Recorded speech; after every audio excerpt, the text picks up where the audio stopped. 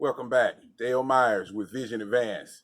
In this video, we're going to talk about fear of starting a business, how to overcome it. I'm going to give you a few proven ways to get you moving towards your purpose.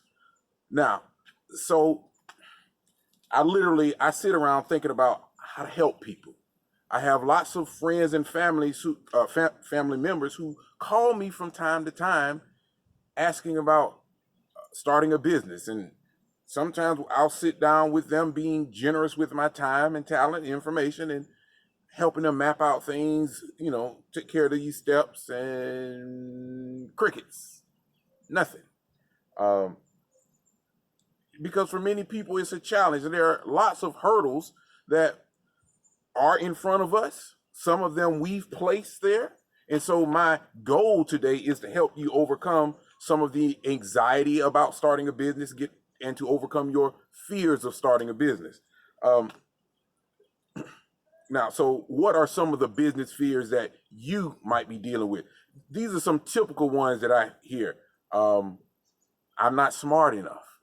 Okay, don't worry about that. There's a lot of not so smart business owners, because smarts are overrated. And that's coming from somebody that, I was kind of okay. I'm kind of, I did all right, academically speaking, but smarts are overrated. Don't worry about that. Is now the right time? Is it? Will it ever will be? We'll talk about that coming up. Am I ready to start a business? That one could be a genuine concern. It could also be that inner thought, that lizard brain that's get geeky on you for a minute, the part of the brain called the amygdala that is designed to help us during a fight or flight scenario. But in modern day times, it can cripple us because we're always over analyzing sometimes. Will people judge me? Yes, they will. How do we overcome that? We'll talk about that. What if it's not perfect? Don't worry, it doesn't have to be. You can still help people. That's the most important thing. And we said I'm not smart enough. I don't know enough people. How many do you need to know? We'll talk about that as well. Now, this one is a big one here, a genuine concern. I'm afraid to leave my job. That's a legitimate fear about starting a business. Again, we're going to address all of these fears. Now, one thing that kept coming up, because I know someone who's dealing with this, as it relates to starting a business, anxiety about starting a business is real. I can attest to anxiety myself. There, probably, let me think, 15 years ago. This was probably about the time that I had shut down my record label. I was hating my job. I was in the corporate world. I went back to the corporate world. I was not loving it. And I was feeling disappointed, down on myself. And you could not tell me that I wasn't having a heart attack. My heart was racing and pumping. I went to the doctor. Everything was fine, except here. So, and there are people that are dealing with that for different reasons. It doesn't matter. It doesn't have to make sense to you or me. It does to them. Anxiety, fear about starting a business is real. And again, the thing to be clear about that, we do need to come up with ways to overcome that anxiety. What are your triggers? I found out what mine were, and what helped me out was when I recognized the trigger, I immediately went to something that would help it. For me, it was exercise and working out. So drop down, give me some push-ups. When I started to feel that downness coming over me, I'd immediately hit the ground, push-ups, baby, push-ups and sit-ups, But again, in general, most people, exercise will help. Exercise releases endorphins, and you just have to feel good when those endorphins are flowing. So if you're having those fears, try that. There are all kinds of other things you could try, but that's what worked for me. Take a moment for yourself. Doesn't matter who else is around. Go for a walk. All right, do something. All right, get some endorphins flowing. Another real concern, what should I start a business in? Well, you heard this before. What are you good at? What are you passionate about? Okay, what are you getting paid to do right now at your current job? Do you enjoy it? Are you one of the go-to people in your industry? or within your organization. The easiest way to make money is by doing something that you're already doing, already getting paid to do, I should say, because whatever your employer is paying you, you could command that and more in a private market. So if you like what you're doing, start there. If you don't, go back to the 8th grade version of you, the 8-year-old version of you. What did you used to like? What did you enjoy doing in the past is what I'm trying to say. Be okay. Dream. Whose life is this, by the way? It's yours. So go back. Be a kid. Dare to be a kid. Dare to go do what you enjoy. It's okay. It doesn't have to make sense to everybody else. It doesn't matter what you went to school in. It doesn't matter if you didn't go to college. None of that matters. All right. Let's see. So with that being stated, before I leave, when I said none of that matters about going to school, you do realize that there are lots of very smart people, academically smart, that work for people who were not so smart. I know multiple people that have 6- and 7-figure businesses that didn't finish high school.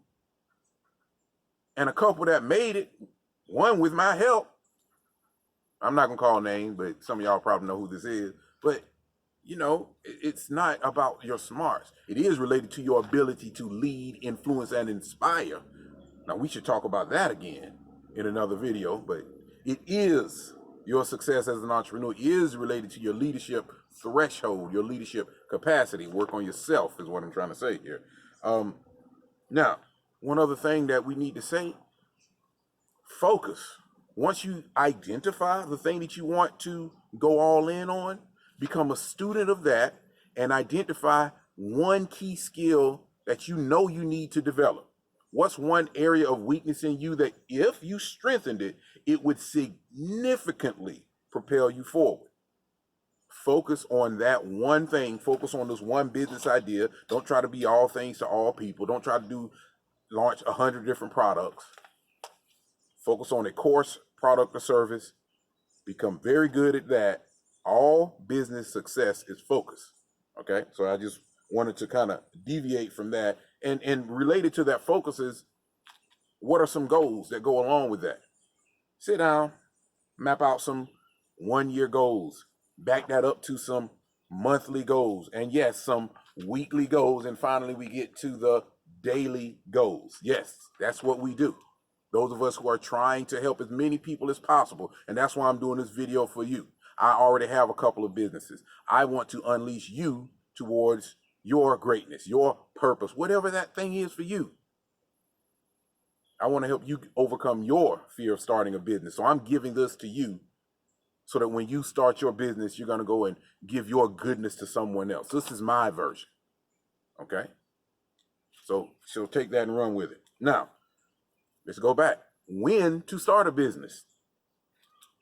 There's never a perfect time. Sometimes can be better than others, but there's never a perfect time.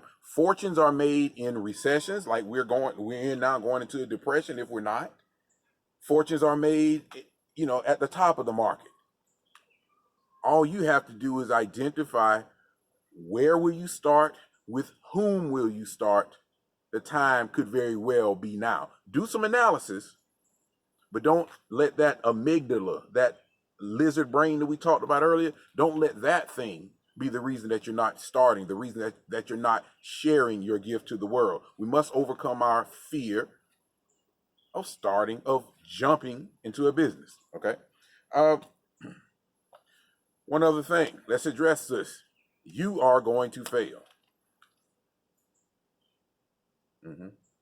I have failed. Bill Gates has failed. Russell Simmons, Kevin O'Leary. Pick a successful entrepreneur. Richard Branson, some of his things have failed. It's part of the game. Be okay with that. What we need to learn to do is to manage the cost of the failure, not the rate of the failure. Fail fast, early, and often. I'll include a couple of videos in the description below because that one right there is real. Be okay with failing. Just limit the cost of the failure.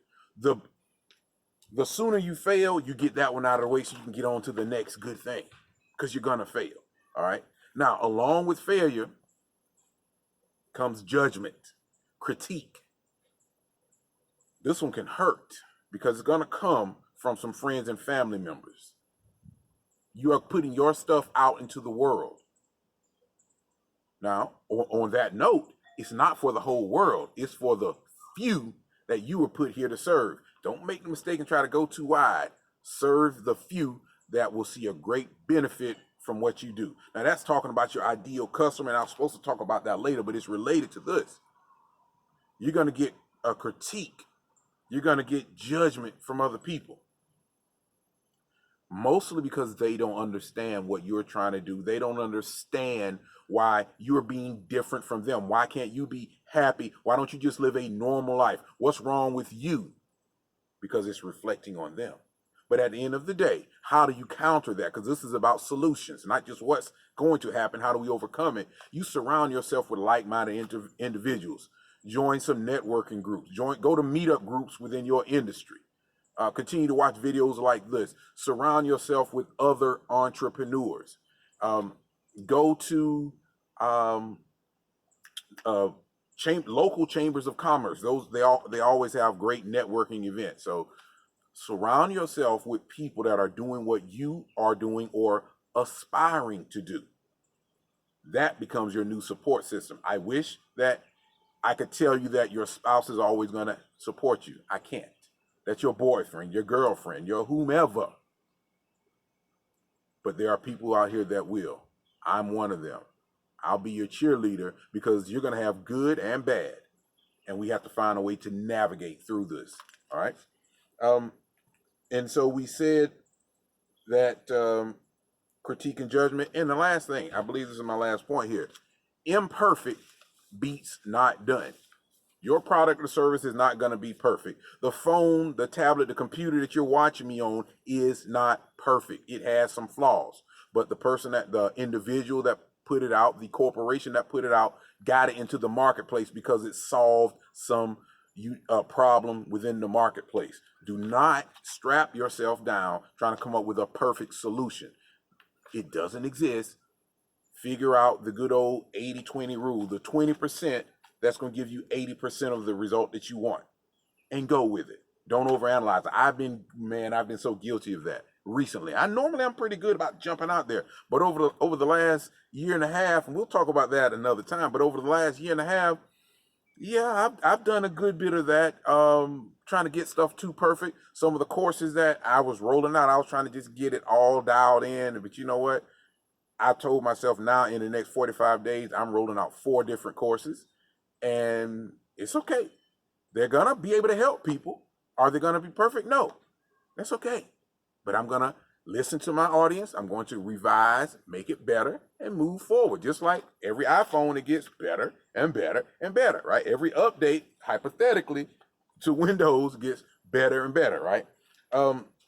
So to recap, the last thing I would like to leave you with is we've been talking about how to overcome our fear of starting a business is, again, bring you back to focus. All business success is focus. So once we know what the fear is, we've identified it, and I've given you a few strategies how to overcome your fears, whether or not it be about the money. Oh, one other thing I kind of skipped over, so let me back it up real quick. When we talk about the right time to start a business and this thing about when to leave your job, I have to be honest. It is best that you start your business part-time if you can.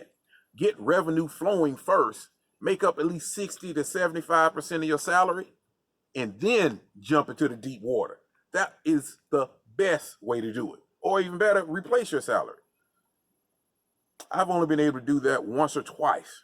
The last time in 2014, when I left my job as a teacher, I did that. My tutoring income was almost matching, and some months it was more than my teacher. Yeah, many months it was more than my teacher's salary. So I did that, but in lots of other cases, I didn't, and it's okay.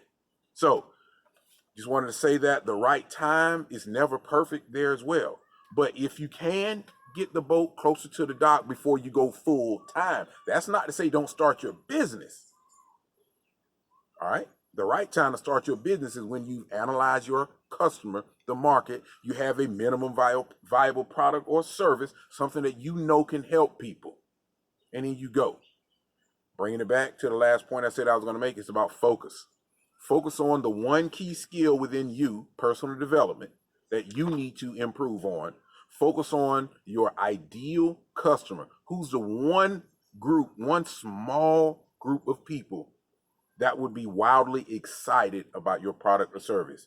Go all in for them, give them extreme value. That's how you overcome your fear of starting a business, knowing that you can help people, knowing that you can add value to some other human being's life. I hope you found this video helpful, that you found some value.